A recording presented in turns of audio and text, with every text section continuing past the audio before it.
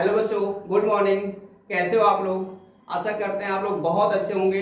आज मैं आपको यूपी बोर्ड्स चैप्टर फर्स्ट का पहला जो रूल होता है उसको लेके आया हूँ, और ये यूक्लिड विभाजन प्रमेयिका के रूप में है, जिसे आपको मैं पूरी तरह समझाने का कोशिश करूँगा और आप जरूर समझोगे और इसका लाभ उठाओगे। चलते हैं चैप्टर की तरफ। बच्चों, आप ये चीज बहुत भली भांति अच्छी तरह जानते हैं कि जो भाज्य होता है, भाज्य बराबर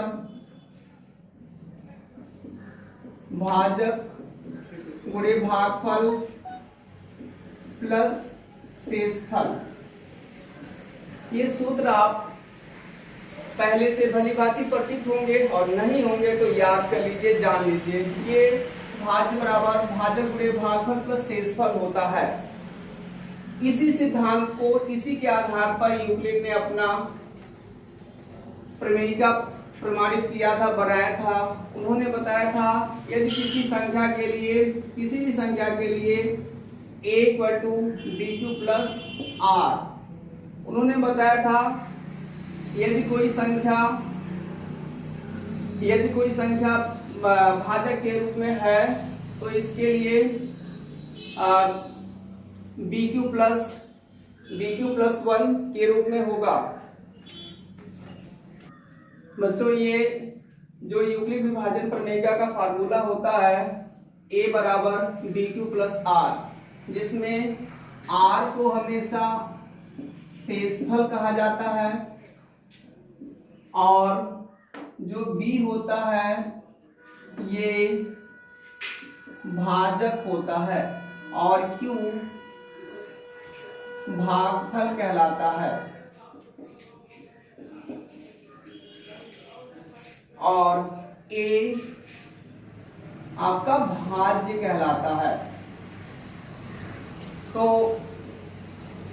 इस प्रमेयिका में यही प्रमाणित होता है, शेषफल और भाजक भागफल तथा भाज्य के बीच संबंध स्थापित होता है। जैसे मैं कहूं, अगर आपको किसी संख्या में, मान लीजिए 38 कोई संख्या है, इसमें मैं किसी संख्या से भाग दिलवाऊं, जैसे 5 से ही इसमें भाग दिया जाए तो कितने बार जाएगा?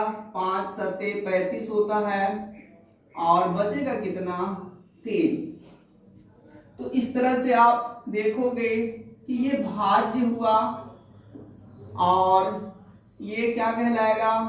भाजक कहलाएगा, और ये भागफल कहलाएगा, और ये क्या होगा? शेषफल होगा। इस तरह से अगर आप इसको इसके रूप में रखें तो कैसे बनेगा? वैसे तो एक सूत्र आप पहले से जानते हो कि भाज्य बराबर क्या होता है? भाज्य बराबर भाजक गुणे भागफल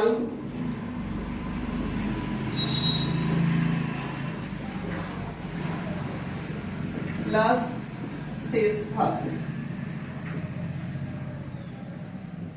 इन मानों को यहाँ पे अगर हम रख रहे हैं तो देखिए क्या होता है। 38 यहाँ रखा जाए, और भाजक का वैल्यू 5 है, और भागफल 7 है, और प्लस शेषफल 3 है। तो बच्चों, दोनों तरफ का ये मान बराबर होगा। क्यों? देख लीजिए, ये 38 हुआ, और ये 5 सत्ते 35 और 3 38। तो इस तरह से आप देख रहे हो दोनों तरफ का मान बराबर है। तो यूक्लिड विभाजन प्रमेयिका इसी आधार पे होती है, इसी आधार पे लिखी जाती है, और इसमें यूक्लिड विभाजन प्रमेयिका को इसके आधार पर प्रमाणित किया जाता है। लेकिन आप यहाँ से भी देख सकते हो, इस भाग को देख के आपको एक चीज का ज्ञान हो सकता है, ये पता चल सकता है कि जो शेषफल होता है ये हमेशा भाजक से क्या होगा? शेषफल जो होता है ये हमेशा भाजक से छोटा होता, मतलब भाजक हमेशा बड़ा होता। ये क्या है? ये भाजक है।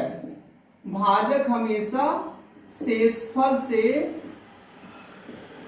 बड़ा रहेगा।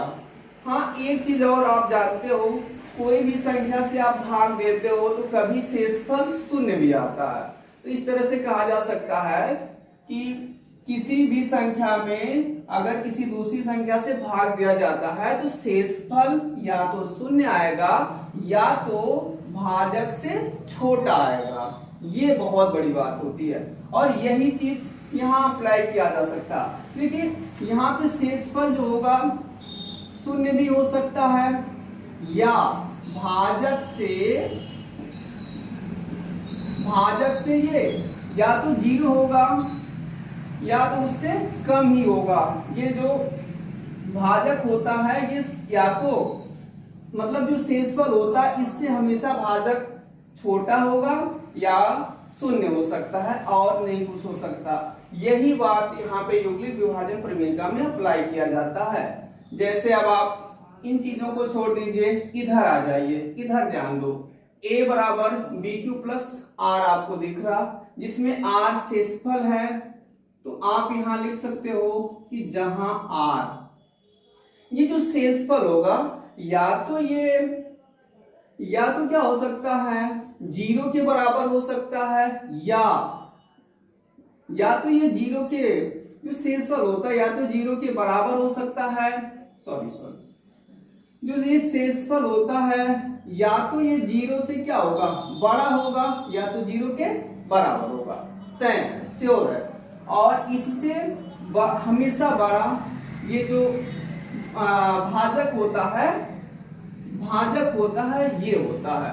इस तरह से बच्चों बस ये युग्मिक विभाजन प्रमेय का यही है और इसमें यही दिखाया जाता है a बराबर बी क्यू प्लस आर, जहां r शेषफल होता है और ये जो शेषफल होता है ये या तो शून्य होगा या तो शून्य के बराबर हो सकता है और शून्य से बड़ा भी होगा, लेकिन ये हमेशा जो भाजक होता है भाजक से छोटा होता है।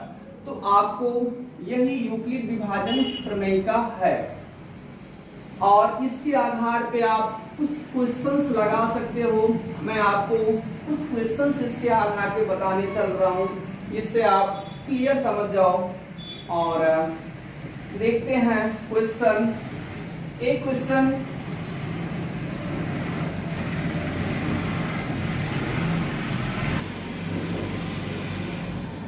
एक 130 कामा 280 तो कह रहा है यूक्लिड विभाजन प्रमेय की सहायता से इसका मस्य ज्ञात कीजिए। तो क्या करेंगे आप, इसके लिए जो बड़ी नंबर है उसको पहले लिखेंगे, जैसे 280 आप लिखिए और 280 में 130 से भाग देना पड़ेगा।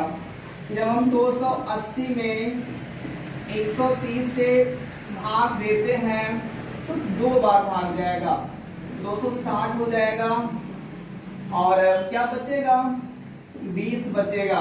अब इस 20 का भाग हम 130 में करेंगे, बट इसको हम इस रूप में एक्सप्लेन कर ले, राइट कर लेते हैं। जैसे 280 को हम 130 गुणे 2 प्लस 20 ये रूप में लिख सकते हैं। इसके बाद फिर ये 130 को यहाँ लिखा जाए और 20, अब 20 ये जो हर शेषफल आता है इसी का फिर हम गुणनखंड निकालते हैं। तो 20 का कितने बार इसमें भाग जा सकता है 6 बार, 20 का 120 होता, तो यहाँ पे फिर बचेगा कितना शेषफल 10 बच जाएगा। फिर ये जो 20 हो रहा, इस 20 में 10 से हम भाग देते हैं, कितनी बार जाएगा 2 बार और पूरी तरह से कट जाएगा, 0 आ जाएगा। इस तरह से बच्चों जिस संख्या से भाग देने पे फाइनल में 0 आ जाता है वही संख्या उसका मस्य कहलाती है। तो इस तरह से यहाँ पे ये नंबर इसका मस्य होगी। अतः आप कह सकते हो मस्य बराबर 10, यही आंसर होगा। इस तरह से आप और सारे क्वेश्चंस ट्राई कर सकते हैं और इसके क्वेश्चंस मैं आगे और लेके आऊंगा। आशा करते हैं बच्चों आपको ये वीडियो अच्छा लगा होगा, और चैनल को लाइक करें, सब्सक्राइब करें और बेल आइकन जरूर दबाएं। थैंक